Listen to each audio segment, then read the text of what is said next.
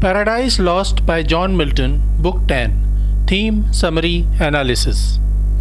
Hello and welcome to the discourse. Book 10 begins in heaven. God, being omniscient, is aware of the fall of man. He instantly came to know when Eve and then Adam took the forbidden fruit of the tree of knowledge. Meanwhile, Gabriel and other guards of paradise returned to heaven to inform what happened. Gabriel says that they tried everything possible to stop Satan from entering the Garden of Eden, and they are sorry for their failure. God calls a meeting of all angels and informs them about the fall of man. He says that he knew that Eve and Adam will fall to temptation by Satan, but it was their own decision, and he in no way influenced it to occur. He addresses Gabriel and other guards of Eden and says that there was nothing they could do about stopping Satan and mankind from making their decision. In a sense, he says this was destined to happen. It was Adam and Eve's own free will, and now their action must be judged. However, God says that justice can be tempered with mercy. God sends the Son down to earth to judge Adam and Eve. The Son reaches earth and calls Adam and Eve, who were hiding in bushes. Adam and Eve appear in front of him, but there is a stark change in them. Earlier, when any angel used to visit paradise, Adam and Eve used to greet him cheerfully while singing the prayers of God. However, they are not praising God now, nor do they greet the Son. They are ashamed of their nakedness and they cringe into their guilt of disobeying God. The Son asks them to confess. Adam admits to disobeying God and eating the forbidden fruit, but he blames Eve and says that she gave the fruit to him to eat. Eve also admits taking the fruit of the tree of knowledge, but she blames the serpent who tricked her and took her to the tree of knowledge. The Son contemplates the situation and then he condemns the serpent whose body was used by Satan to tempt Eve. The serpent and Eve suddenly feel an enmity against each other that will never end. The Son decrees that all snakes now must crawl on their bellies, never to carry themselves upright again. The Son ordains that Adam and Eve's children will bruise the serpent's head, while serpents will forever bite humans by the heel.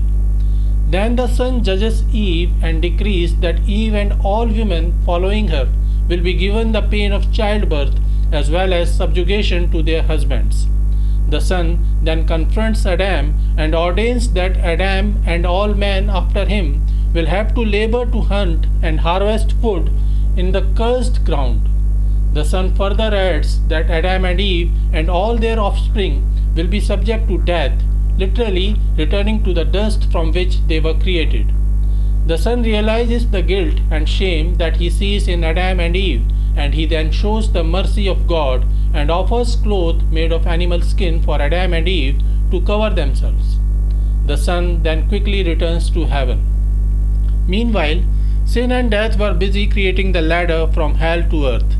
They get the information of Satan's success and fall of man, and they decide to speed up the formation of the bridge from hell to paradise and begin to proceed towards earth to meet him.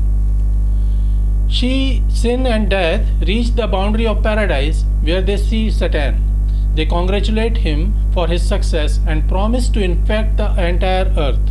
Death says that he will inflict and corrupt all living things and will become the ruler of earth. Sin says that she will concentrate more on inflicting humankind. Sin says that earlier they were not able to proceed towards earth, but after his success they easily reached the edge of paradise. Sin says that it suggests that now Satan has control over earth and humankind. Satan again feels a false pride and starts believing that he actually acquired the powers suggested by sin and death. He thanks them for their good wishes and urges them to conquer and corrupt the earth as soon as possible. None of them were aware of the sentence of the Son against Adam and Eve. They didn't realize that God allowed sin and death to reach earth so that the Son may vanquish them when he appears on earth as a human. Satan leaves them and goes to hell, while sin and death complete the bridge between hell and earth so that sin, death and Satan can more easily invade the earth and man can be easily brought to hell. Satan returns to hell and addresses all his fellow fallen angels from the altar of the temple of hell. His companions eagerly listen about his success on earth. However, they do not cheer Satan as he expected. Rather, he listens to a strong hissing sounds. Soon he realizes that he too has been changed into a giant snake and he starts hissing along with other fallen angels. All the fallen angels then turn into snakes, scorpions, and other monsters. They gather around a tree of the fruit of hell, which exactly resembles the tree of knowledge of paradise. When they taste the fruit of that tree, it tastes like ashes. Meanwhile, sin and death invade earth. Death starts taking control of plants, moving up to animals. Sin, on the other hand, concentrates on humans. God changes the nature of earth as now man is destined to struggle to produce his own food. He tilts the axis of the earth in such a way that now the earth will have seasons.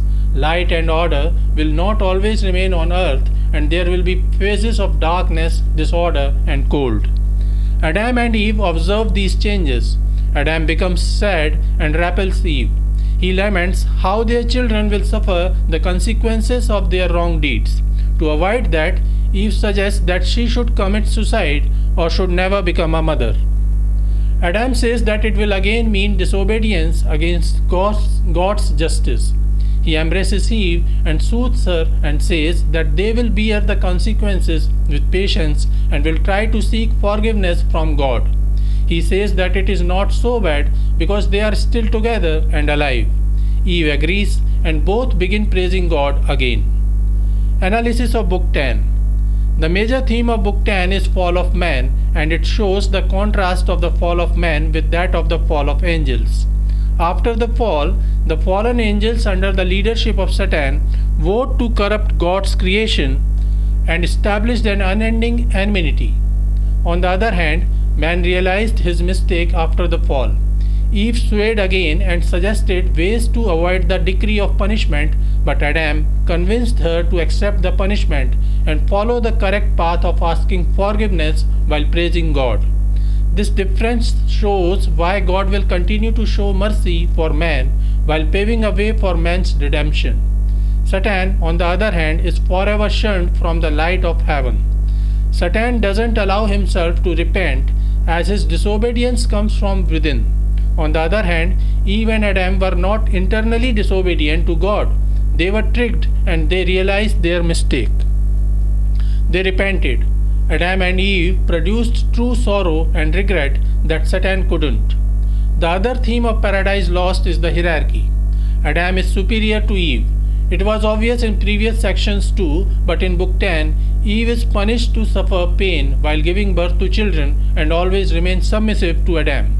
When Adam repels Eve, she considers committing suicide or never procreate so that their offspring may not suffer the consequences of their blunder.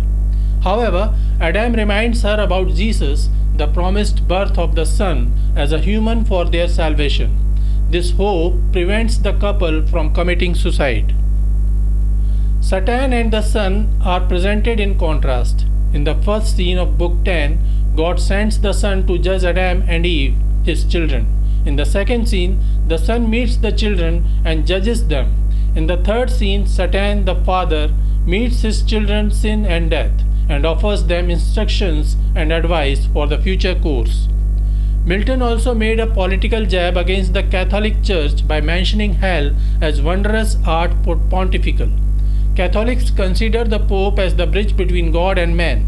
Milton, on the other hand, describes it as a bridge to hell and the Roman Catholic Church as the way to get there. So this is it about Book 10 of Paradise Lost. We will soon conclude the remaining two parts of Milton's epic. Please stay connected with the discourse. Thanks and regards.